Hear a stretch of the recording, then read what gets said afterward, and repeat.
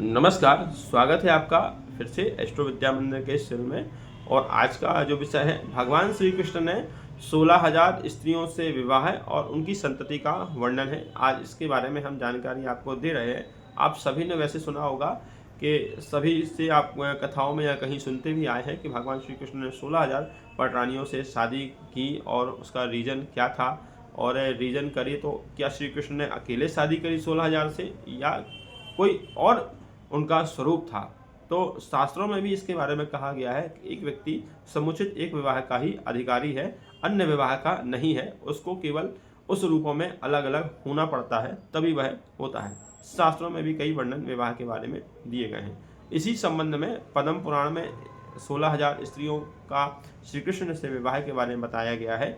व्यास जी इस प्रकार बता रहे हैं कि नरकासुर को जब हरा दिया था तो नरकासुर के सेवक जितने भी थे उन्होंने नरकासुर के पास जो जो चीज़ें थी, रत्न थे, धन थे, खान थी और जो स्त्रियां बंधक बनी हुई थी, उन सबको उन्होंने भगवान श्री कृष्ण में द्वारिका पहुंचा दिया। द्वारिका के उन्होंने सुपुर्द कर दिया और द्वारिका में फिर शुभ मुहूर्त आने पर भगवान श्री कृष्ण के पास जो 16,000 कन्याएं लाई गई थी, उनको एक ही समय में गोविंद ने अनेकों रूप धारण करके उन सब का धर्म के अनुसार पाणी ग्रहण किया। अर्थात श्री कृष्ण एक रूप में नहीं थे।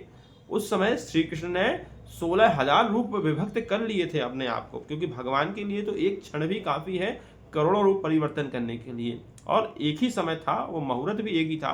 तो कुछ ऐसी छवि, कुछ ऐसी माया थी, रची थी श्री कृष्ण जी ने उस समय कि जितनी भी 16,000 रानियां पटरानियां थी, उन सब को मन में यही वहम था कि श्री कृष्ण जी मेरे साथ हैं। मतलब श्री कृष्ण का विवाह मेरे साथ हो रहा है, मतलब श्री कृष्ण केवल मेरे साथ हो। जैसे आप कभी किसी जादू को देखने जाते होंगे तो जादूगर एक माया का जाल, एक ऐसी ट्रिक करता है कि आपको वो चीज़ सजीवन में दिखाई दे देती है कि नहीं यार ये तो हमारे पास है, जबकि वास्तव में वो एक माया जाल होता है। ऐसे ही श्री कृष्ण के द्वारा कुछ रूप लीला रही जिसमें उन्होंने अपने 16,000 रूप प्रकट कर दिए अलग अलग, और उसी समय पर उन सभी से उन्होंने धर्म के अनुसार, सनातन धर्म की रीति के अनुसार सबका पाणी ग्रहण किया, उनको अपनी धर्म पत्नी बनाया और उनके अनुसार सुखपूर्वक विवाह किया और रहे।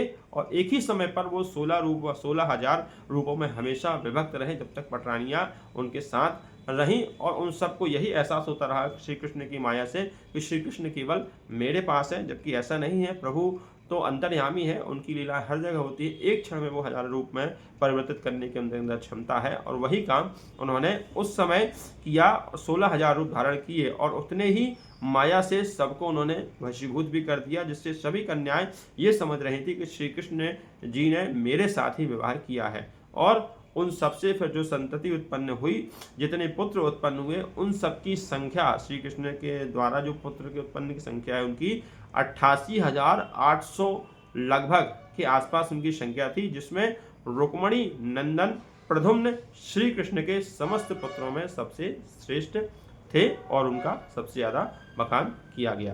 तो वीडियो में बस मित्रों इतना ही। वीडियो को लाइक से सब्सक्राइब जरूर करिएगा। धन्यवाद।